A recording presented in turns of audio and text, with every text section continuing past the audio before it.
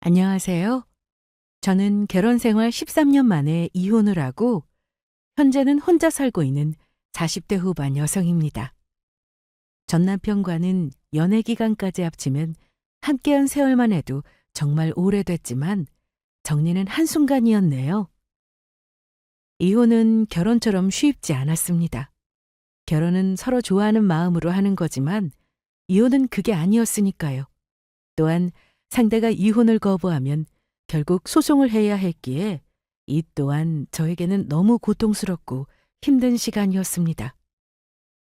이혼을 결심하게 된 계기는 남편의 외도였지만 그동안 쌓인 것들이 많다 보니 결혼 생활 자체가 저에게는 이혼 사유였습니다.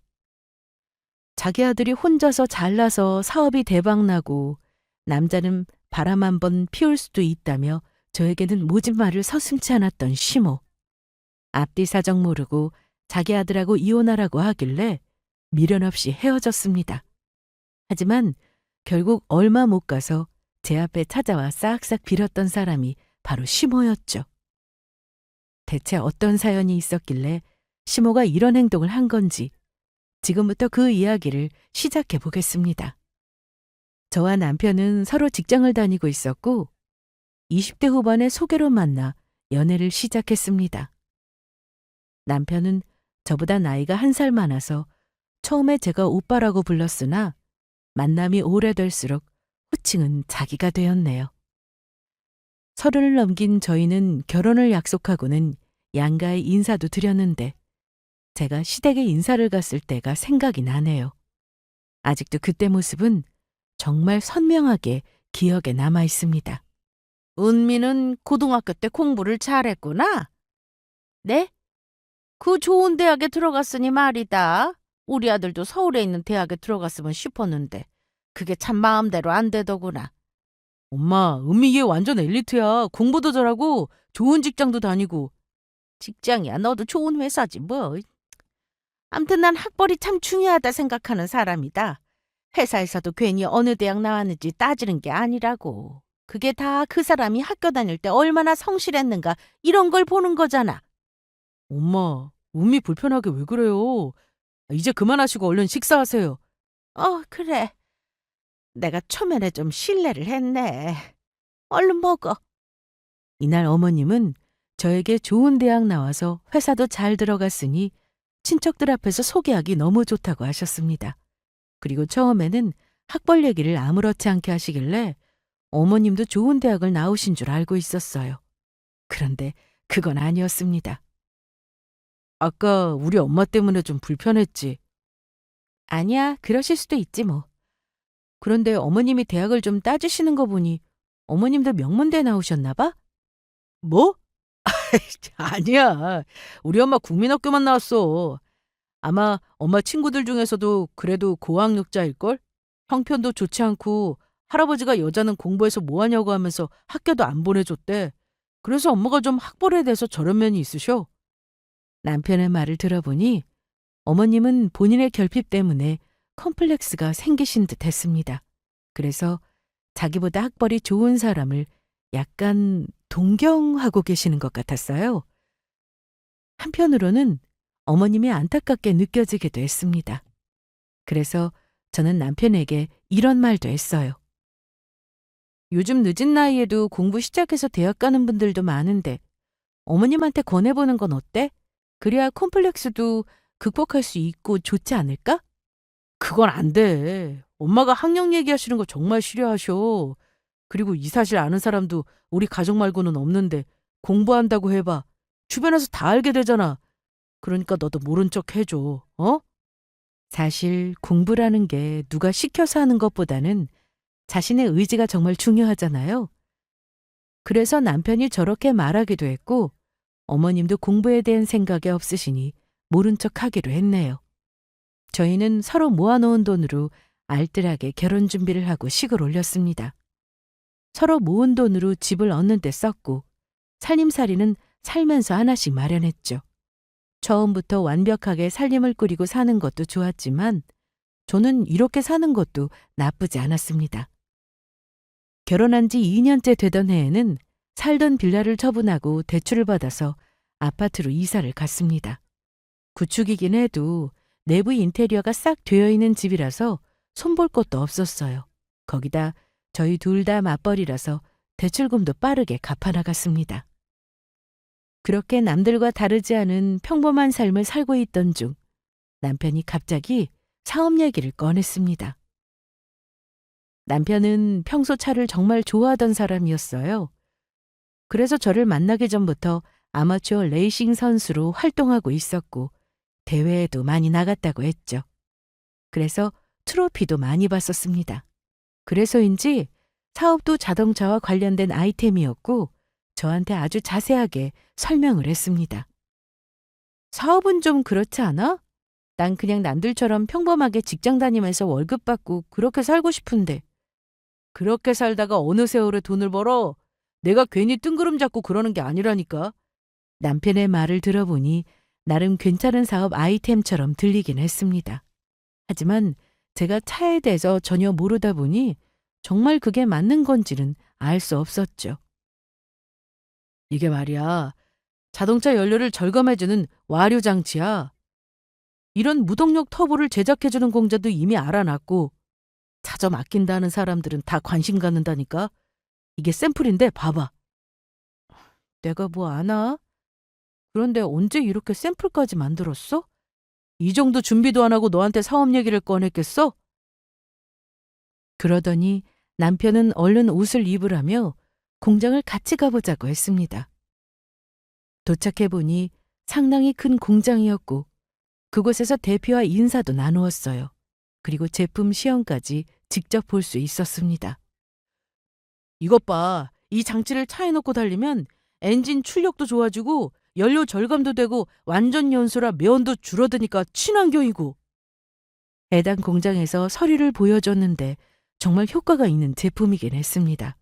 그날 집에 와서 저는 그 공장을 검색해 봤는데 공장 자체는 오래된 기업이었고 이름도 좀 알려진 곳이었어요.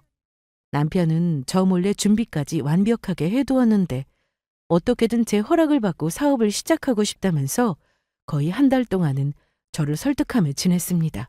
그래서 저도 이 정도 열정이면 뭐든 해내겠다 싶어 믿고 지지해주게 되었어요. 하지만 예상과 달리 남편의 사업은 잘 풀리지 않았습니다.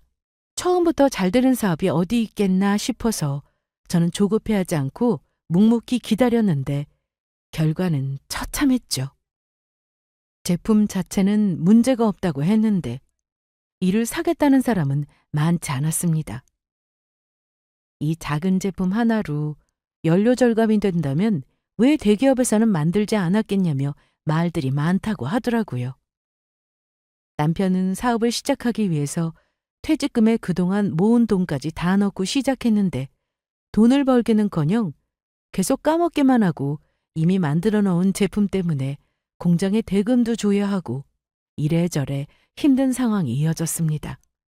어떻게든 잘해보고 싶어하는 모습에 저도 마음이 좋지는 않았어요. 여기저기 빚진 것만 해도 수천만 원이었고 맞벌이에 외벌이가 된 저희 집은 그렇게 형편이 기울기 시작했습니다. 저 혼자 번 돈으로 둘이 생활하는 건 어렵지 않았지만 빚이 있으니 힘들더라고요. 월급날 돈을 받아도 남는 게 없었습니다. 오히려 부족한 달도 많았고요. 저는 어쩔 수 없이 투잡까지 하게 되었어요. 무역회사에서 근무하던 저는 따로 번역 일을 알아보고 시작했습니다. 영어 전공을 했던지라 번역 알바를 구하는 데는 어려움은 없었습니다. 다만 큰돈은 벌지 못했는데 그래도 하다 보니 요령도 생기고 해서 논문 번역을 맡기도 하고 전문 용어가 많거나 내용이 긴 경우 페이가 좀 높은 편이었습니다. 평일에는 퇴근 후 집에서 일하고 주말에도 쉬지 않고 일했어요. 대출금이 조금씩 줄어들기 시작하면서 쓸 돈도 조금씩 늘어났지만 갈 길은 멀었습니다. 남편은 사업을 크게 벌려놓은 상태였기 때문에 이제 와서 그걸 다 접고 다시 직장인으로 돌아가는 건 어려웠어요. 무엇보다 남편이 계속해서 사업을 해보겠다는 의지를 제가 꺾을 수는 없었습니다. 이런 생활을 거의 8년 정도 했는데 그러다 보니 조금씩 남편의 사업이 전보다 좋아지더라고요.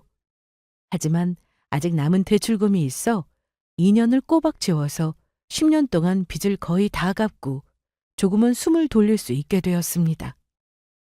남편은 그동안 여기저기 사업 루트를 알아보고 있었는데 자동차 동호회에 가입해서 활동하며 동호회 사람들과 친분을 다지고 있었습니다. 처음에는 나는 고생하며 사는데 남편은 놀러 다니는 것 같아 이걸로 좀 싸우기도 했어요. 하지만 알고 보니 다 이유가 있었더라고요. 자기야, 이것 좀 봐. 어? 뭔데? 여기 주문 내역 좀 보라고. 동호회에서 배너 하나를 걸어줬는데 그거 보고 회원들이 너도 나도 주문 넣고 있어. 남편은 공동구매 방식으로 각 동호회마다 할인을 넣어서 시간을 정해놓고 물건을 팔았습니다. 그리고 무료 이벤트로 장착 서비스까지 해주면서 효과를 본 사람들이 입소문을 내며 여기저기 산다는 사람들이 늘어났죠. 거기다 제품을 취급하고 싶다는 매장들이 늘면서 제품 생산량도 늘고 공장에 밀려있던 대금도 완납하게 되었습니다. 밀린 돈을 내고도 수익이 나왔으니 이제 조금씩 빛을 보나 싶었어요. 그날 이후로 남편은 저에게 정말 잘했습니다.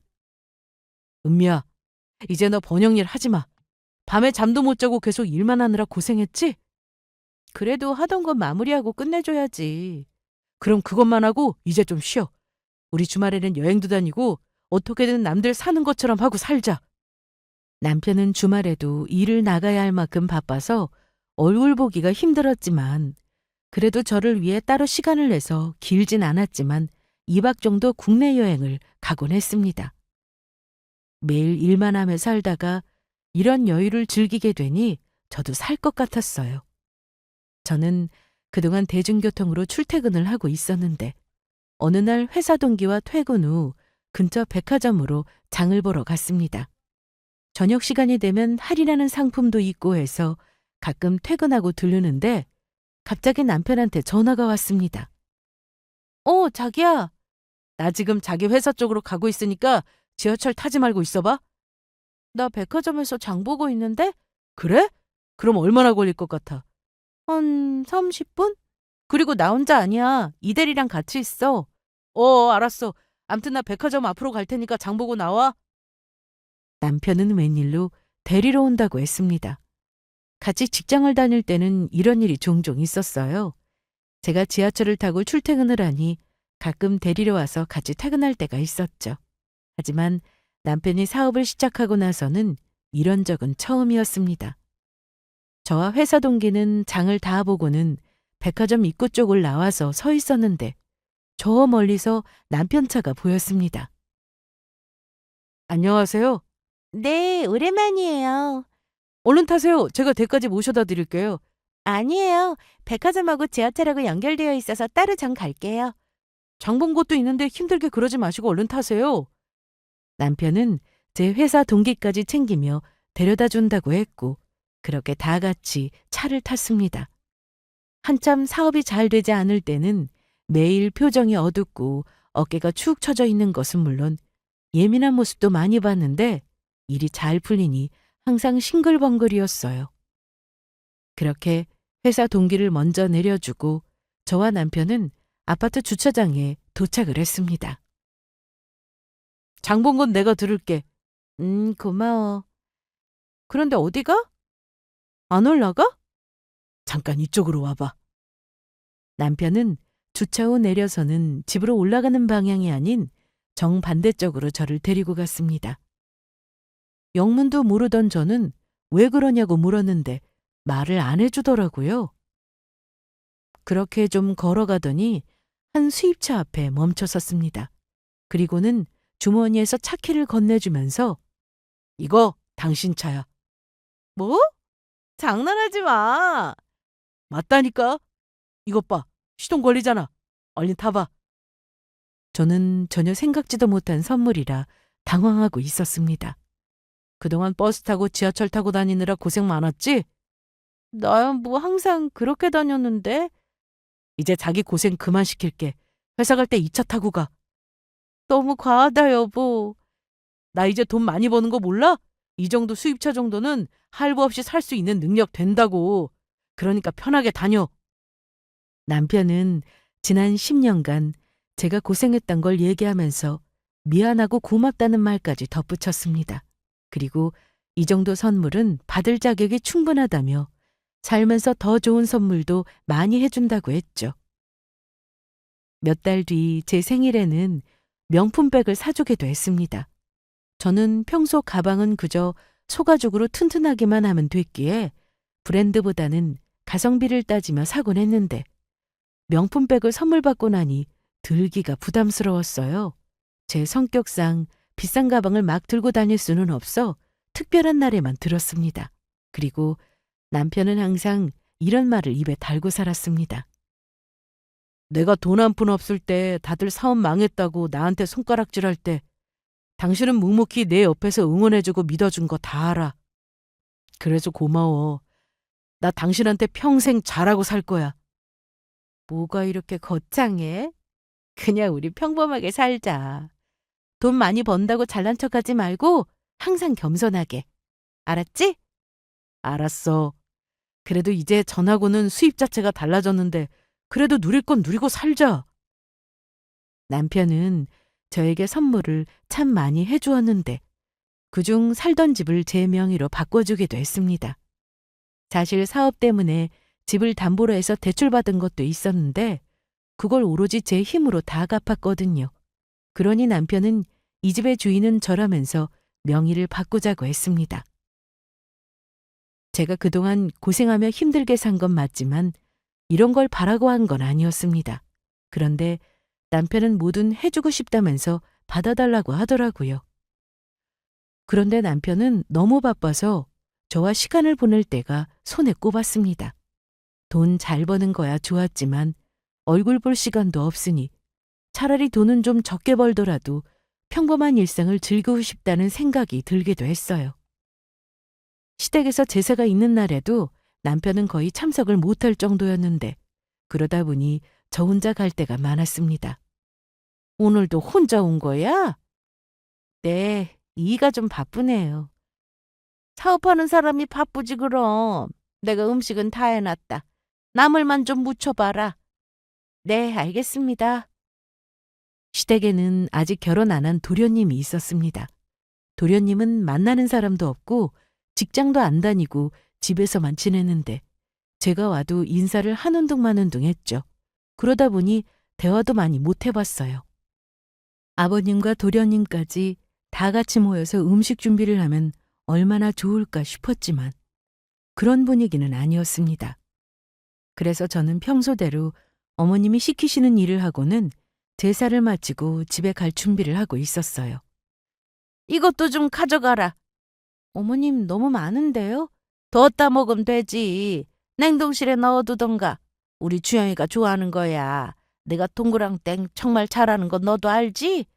그럼요. 가져가서 우리 아들 해줘라. 너도 좀 먹고. 그런데 이날은 짐이 좀 많았습니다.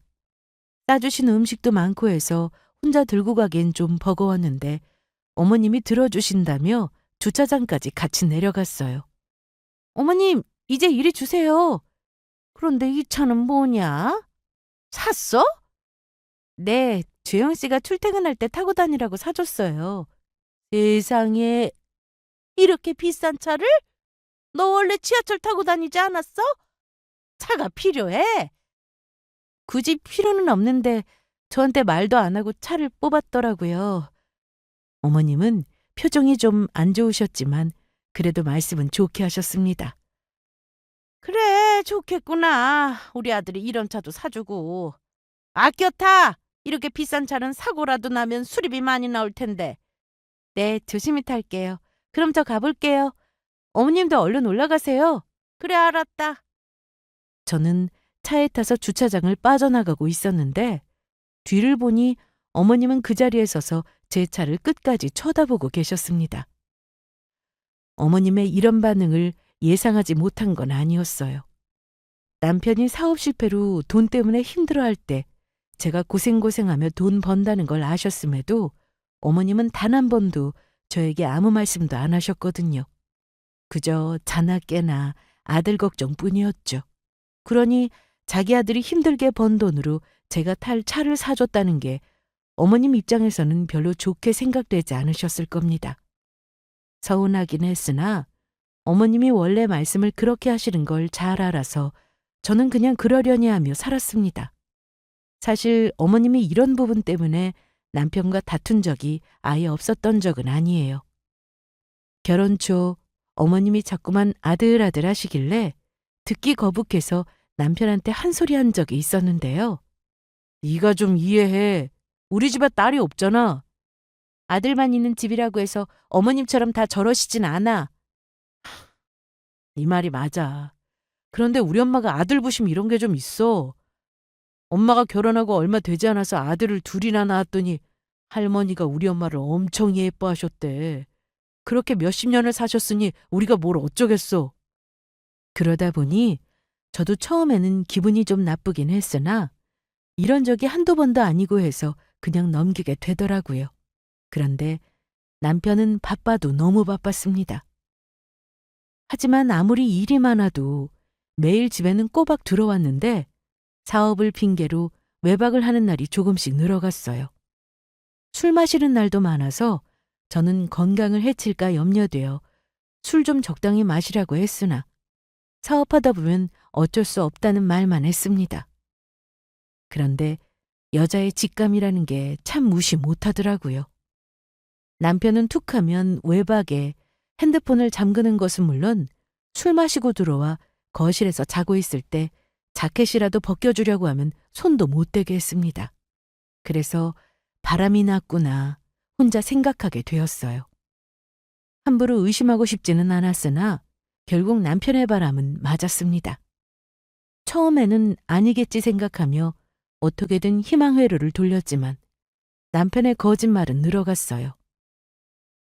의심이 들었던 순간 남편 차 블랙박스를 확인해 봤는데 어떤 여자와 들어가서는 안 될 것을 들어가는 모습을 보게 되었습니다. 상대는 뒷모습만 찍히긴 했지만 날씬하고 어려 보였죠. 거기다 불박에 녹음되어 있는 두 사람의 대화 내용을 들어보니 자동차 동호회에서 만난 것 같았어요. 연애할 때 다른 여자한테 눈길 한번 안 주던 사람이었는데 결혼하고 이러고 다니니 저는 배신감이 정말 컸습니다.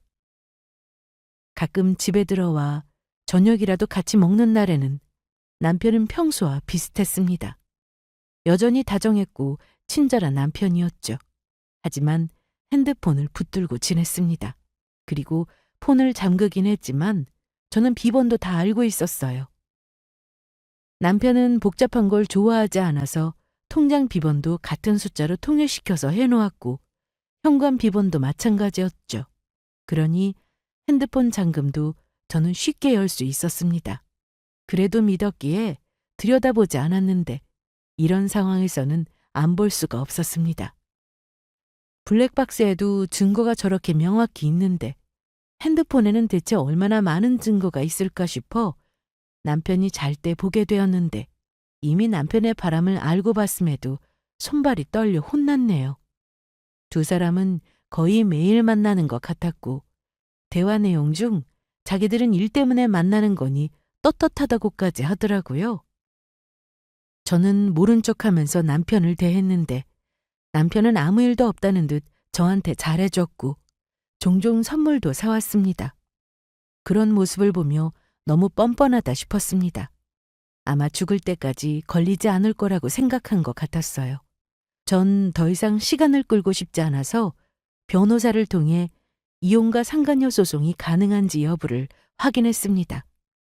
증거야 차고 넘치니 남편은 유책 배우자가 된다고 했고 상간녀 소송도 이 정도면 충분히 시작해 볼 수 있다고 하더라고요. 그래서 저는 그 답변을 듣고 며칠간 고민한 끝에 남편에게 이혼 얘기를 꺼냈습니다. 뭐? 뭘 해? 이혼. 갑자기 왜 이래?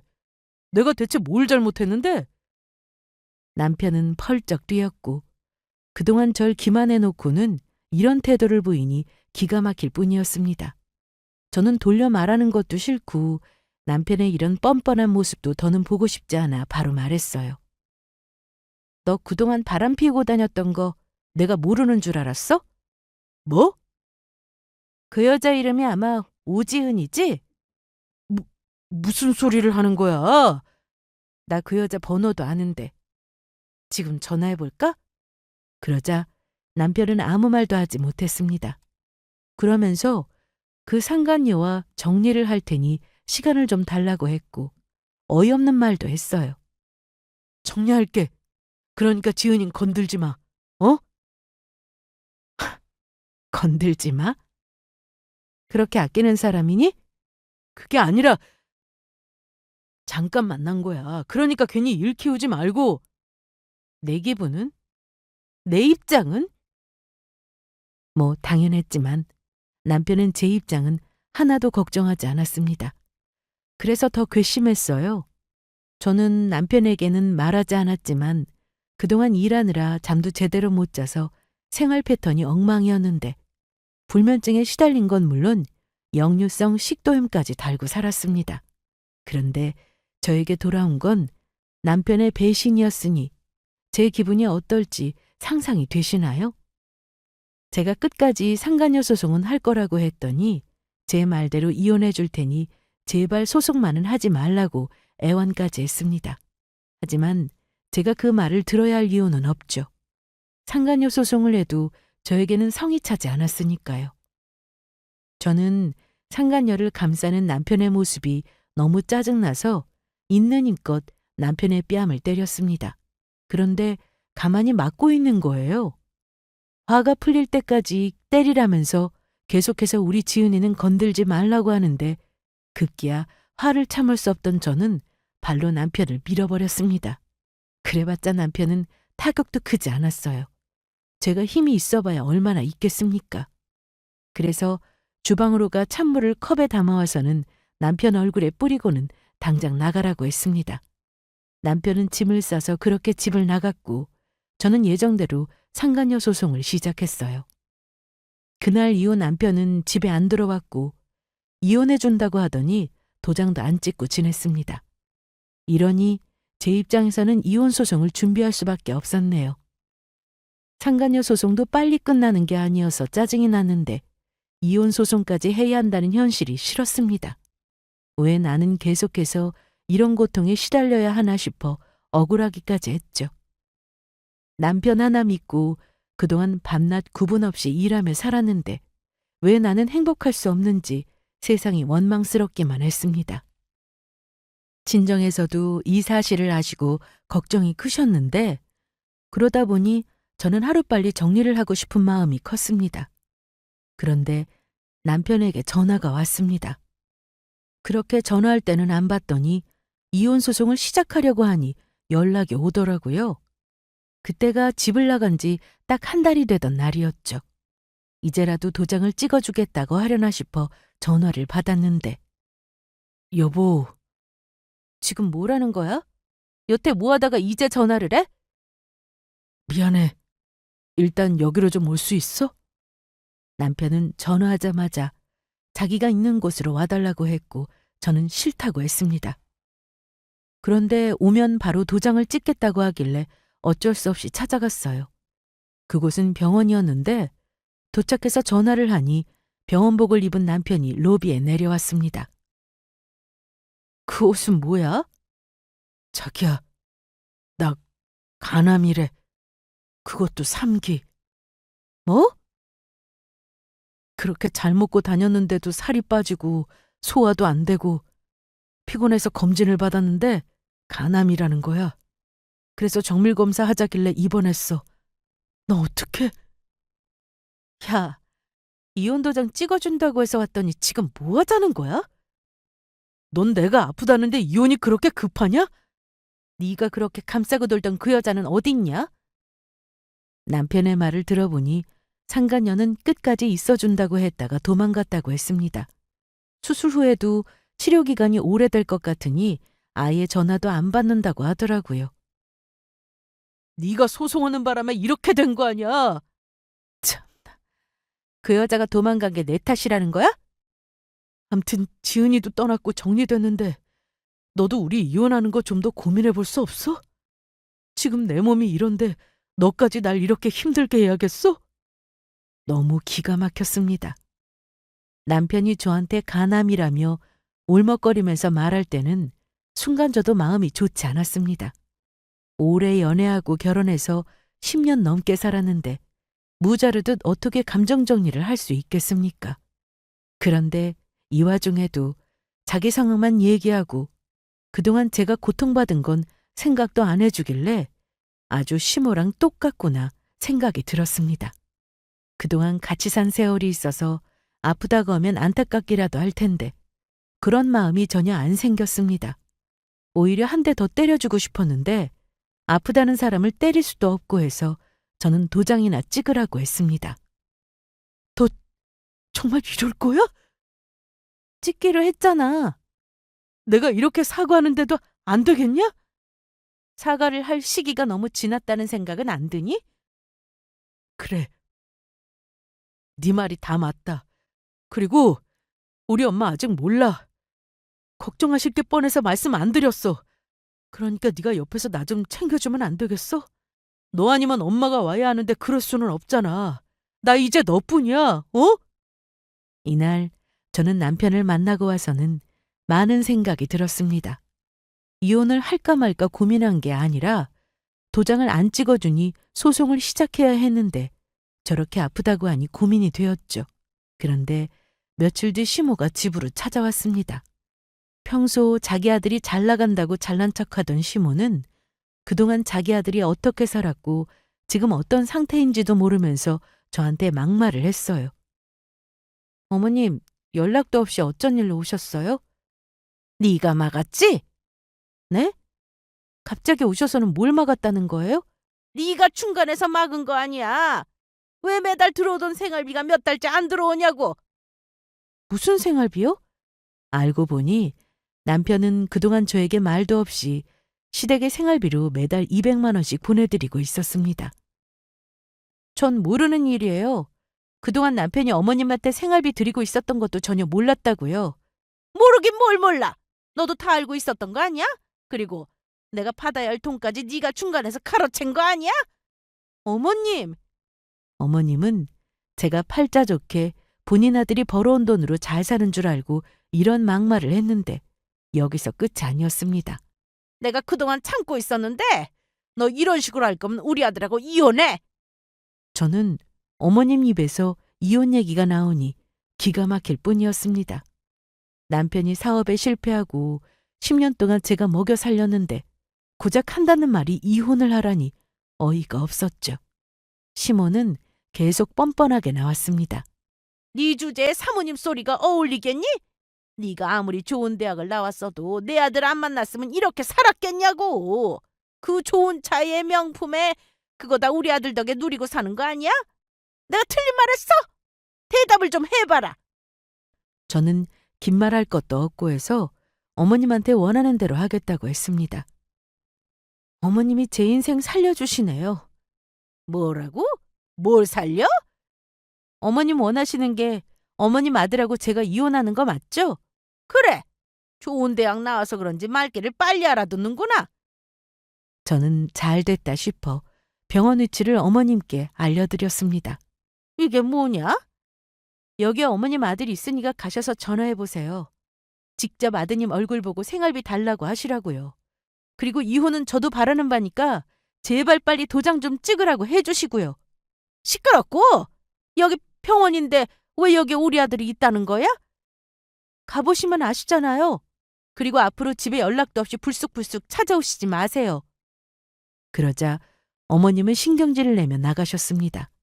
가시는 길에 절대로 오지 말라고 신신당부했으나 어머님은 다음 날 또 집으로 찾아오셨습니다. 저는 현관 비번도 바꿨는데 밖에서 벨을 누르고 비번도 계속해서 누르는 소리가 났죠. 제가 문도 안 열어주고 전화도 안 받으니 현관문을 두드리고 난리도 아니었습니다. 시모가 저런 행동을 할 거라는 건 예상했어요. 자기 아들이 현재 간암이라고 하니 이혼을 시킬 수가 없었겠죠. 저는 저런 시모의 행동이 너무 싫어서 인기척 없이 가만히 있었습니다. 그랬더니 한참 뒤에 돌아가더군요. 하지만 여기서 끝이 아니었습니다. 다음 날 저는 출근을 하려고 집을 나섰는데 아파트 입구에 시모가 서 있었어요. 저를 만나려고 새벽같이 와서 기다리고 있었다고 했습니다. 은민호, 다 알면서 왜 나한테 말도 안 한 거야? 우리 아들 아픈 거 말이야. 저도 며칠 전에 알았어요. 그래, 그건 알겠고. 내가 이혼하라고 했던 거 취소하마. 취소라니요? 생각해보니 이혼은 안 되겠다. 내가 말 실수한 거니까 그렇게 생각해주면 안 되겠니? 이혼이라는 말을 그렇게 함부로 말해도 되는 거예요? 아니, 우리 주영이도 너랑 헤어질 마음 없다더라. 우리 아들 옆에 너 말고 있어줄 사람이 어디 있어? 사모님 소리 안 어울린다고 할 땐 언제고 며칠 만에 말을 바꾸시는 거예요? 그러니 내가 이렇게 사정하는 거 아니냐. 갑자기 태도가 변한 시모는 저에게 와서는 뒤늦게 간병 얘기도 꺼냈습니다. 하지만 저는 그럴 마음이 절대로 없었죠. 저는 끝까지 시모 말대로 이혼할 거라고 하면서 그 길로 출근을 했습니다. 하지만 시모는 끈질겼어요. 택시를 타고 제가 다니는 회사까지 쫓아왔고 일하던 중에 손님이 찾아왔다는 말에 내려가 보니 시모였습니다. 은미야. 너 그렇게 가버려서 내가 할 말 다 못해가지고 이렇게 왔다. 내가 그냥 한 말 가지고 이럴 거야? 그래도 미혼하고나 네 남편인데 이러면 되겠냐고. 전 더 이상 할 말 없어요. 가보세요. 너 왜 이렇게 독해? 나중에 그 죄를 다 어떻게 하려고 이러니? 저는 시모의 말에 무시하고 다시 올라가려다가 저 말에 걸음을 멈췄습니다. 그게 지금 저한테 할 소리예요? 어머님 아들이 그동안 뭐하고 살았는지 아세요? 바람까지 피웠어요. 젊은 여자랑 상간녀 소송 지금도 하고 있는 중이고요. 그러자 시모는 잠시 당황하는 듯 하더니 이내 말을 이어갔습니다. 사업하는 남자치고 바람 한 번 안 피워본 사람 어디 있겠어? 그러니까 어머님 말씀은 남자는 바깥이라면 바람도 피운다 이거예요? 그리고 돈 좀 있으면 다 바람을 피운다고요? 저희 아빠도 30년 넘게 사업하신 분인데 단 한 번도 가정에 소홀한 적 없으셨고 엄마한테 평생 잘하고 사세요. 그건 아무도 모르지. 네가 그걸 어떻게 다 아니? 기가 막혔습니다. 가만히 계시던 저희 아빠까지 안 좋은 사람으로 매도하더라고요. 모 눈엔 뭐만 보인다고. 다 그렇게 사는 줄 아세요? 뭐야? 이게 정말 내가 너보다 인생을 살았어도 몇십 년을 더 살았어. 내가 무슨 말을 해주면 조용히 들을 것이지 대들긴 뭘 대들어! 직원들이 다 쳐다보는데 시모는 저한테 삿대질까지 하면서 막말을 쏟아냈습니다. 저는 시모의 말을 무시하고 사무실로 올라갔고 가는 중에도 제 뒤에서 끝까지 소리를 지르는 시모였습니다. 결국 회사 경비원한테 제지당하고 그렇게 밖으로 쫓겨나갔네요. 남편은 정밀검사 후 수술을 앞두고 있었는데 수술 후에는 항암도 해야 한다고 하면서 저한테 듣기 싫은 말을 했습니다. 이혼하기 전까지는 연락할 수밖에 없어서 전화를 받아야 했는데 너무 짜증이 났네요. 그런 말을 대체 왜 나한테 하는 건데? 나 안 불쌍하냐? 하나도. 우리 이혼 소송으로 골치 아프게 하지 말고 도장 찍어라. 남편은 계속 고집을 피우더니 제가 하자는 대로 하면 혹시나 자기 옆에 있어줄까 싶었는지 마지못해 그러겠다고 했습니다. 그렇게 남편과 저는 이혼을 하게 되었습니다. 글로 다 적지는 못하지만 그 과정이 참 길고 지저분했습니다. 시모는 얼마 뒤 저희가 이혼한 사실을 알고는 남편의 전화로 저에게 전화를 걸어서는 야, 네가 내 아들 눈에 눈물 나게 하고 어디 잘 살 것 같아? 내가 너 절대로 가만 안 둬! 네, 어머님, 마음대로 하세요. 어머, 너희 부모가 너 그렇게 가르쳤니? 어? 네, 저희 부모님은 할 말은 하고 살라고 하셨고 부당한 대우 받으면서 억지로 참고 살지 말라고 하셨어요. 아이고, 잘나셨네 아주. 네, 어머님 말씀대로 저 아주 잘났으니까요. 전 앞으로 잘 살 거예요. 그러니까 제 걱정하지 마시고 아드님 아들하고 잘 사세요. 그리고 앞으로 전화하지 마세요. 그렇게 저는 전화를 끊었습니다. 그리고 시댁 식구의 번호는 모두 차단해서 시모나 남편의 전화는 걸려오지 않았습니다. 사실 시모의 막말에 저도 참기 힘들어서 당장 찾아가 저도 큰소리치고 욕이라도 해주고 싶었지만 남편이 그 벌을 대신해서 받고 있다고 생각했어요.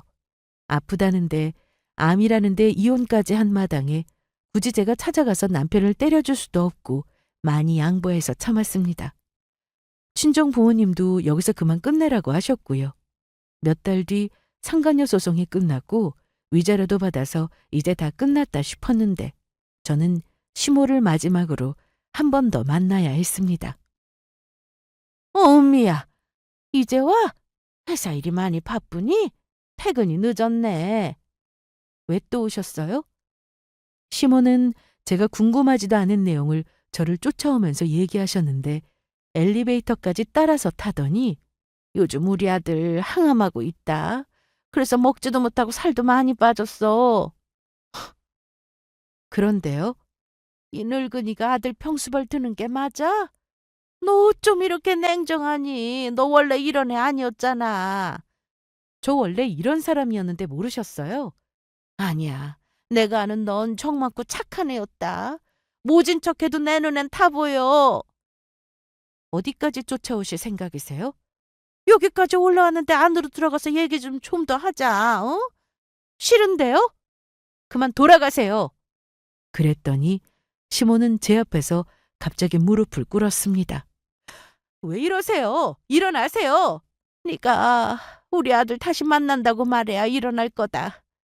그 와중에 엘리베이터에서 앞집 아줌마가 내리면서 이 모습을 다 보게 되었는데 저는 민망했지만 시모는 누가 보든 신경 쓰지 않고 제 앞에서 두 손을 모으며 빌기까지 했습니다. 은미야, 이래도 안 되겠어? 나 무릎 안 좋은 거 너도 알지? 그런데 무릎까지 꿇었다. 우리 주영이 간병 좀 해줘, 응? 이제 남인데 제가 왜 간병을 해요? 도장 찍었다고 어떻게 너희가 한순간에 남이 되니? 그동안 산 세월이 있잖아. 부부라는 건 그렇게 쉽게 끝나는 게 아니야. 우리 아들이 나한테 짜증도 엄청 낸다. 밥을 해줘도 안 먹고 아주 못 보겠어. 그리고 이거 받아. 내가 아끼던 건데 너 주려고 특별히 가져왔다. 어머님이 저한테 보여준 건 진주 목걸이랑 금반지 2개였습니다. 내가 가지고 있던 건데 너 해라. 필요 없으니까 그냥 좀 가세요. 너 진짜 이럴 거야? 저는 계속 고집을 피우며 집 앞에서 가지 않는 시모 때문에 어쩔 수 없이 경찰서에 전화를 걸었습니다. 그러자 세상에, 다른 사람도 아니고 나를 경찰에 신고하는 거야? 여보세요? 거기 경찰서죠? 알았다, 간다고! 전화 안 끊어?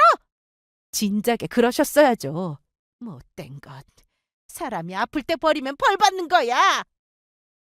저는 시모의 말에 대꾸도 하지 않았습니다. 그리고 시모가 일어나서는 엘리베이터 버튼을 누르더라고요. 혹시나 집 안으로 들어올까봐 타고 내려가는 모습까지 보려고 서 있었는데 제 발밑에 놓여있던 어머님 폐물을 놓고 가신 게 보여서 가져가시라고 했더니 그거 너나 가져, 가짜야. 뭐라고요? 저는 기가 막혀서 닫히고 있던 엘리베이터 문을 손으로 다시 열고는 가짜든 뭐든 가져가라고 했고 끝까지 안 받으시길래 집어 던졌습니다. 그러자 진주 목걸이가 벽에 부딪혀서 바닥에 나뒹굴고 그렇게 엘리베이터 문이 닫혔네요. 그로부터 보름 정도 지난 뒤 드디어 집이 팔렸고 저는 친정 근처로 집을 얻게 되었습니다. 집이 어딘지 알지 못하니 시모는 더는 찾아오지 못했고 저는 두 사람을 보지 않아도 되어 속이 다 후련했네요. 그런데 고생 끝에 낙이 온다고 했던가요?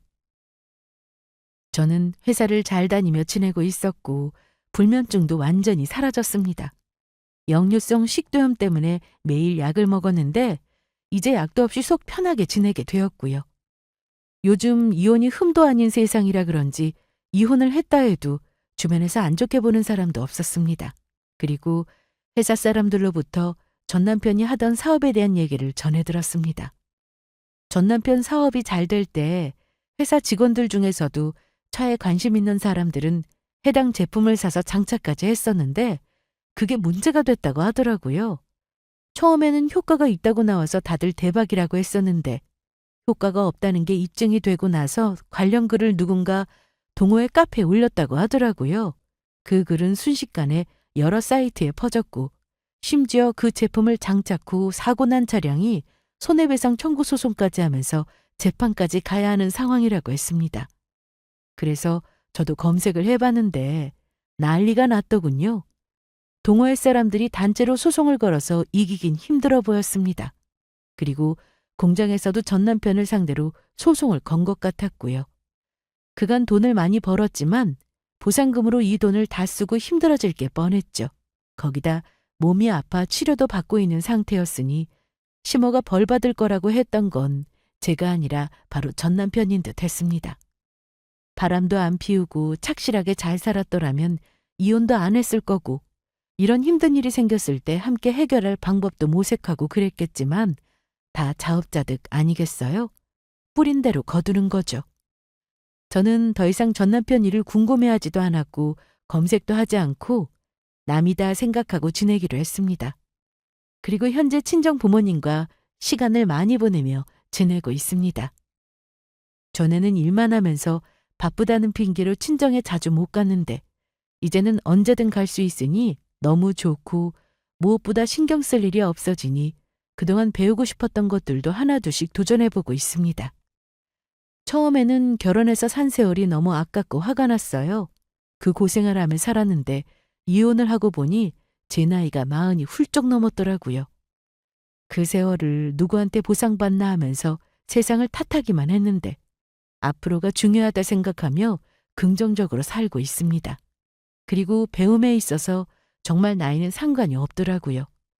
누구는 생각만 하고 실행에 옮기는 사람은 그리 많지 않다는 사실도 알게 되었고 시작이 반이라는 말을 믿으며 열심히 인생을 살아가고 있습니다.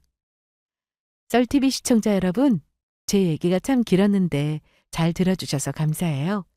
제 인생은 물론 여러분들의 인생도 앞으로 꽃길만 펼쳐지길 바라며 이만 사연을 마치도록 하겠습니다.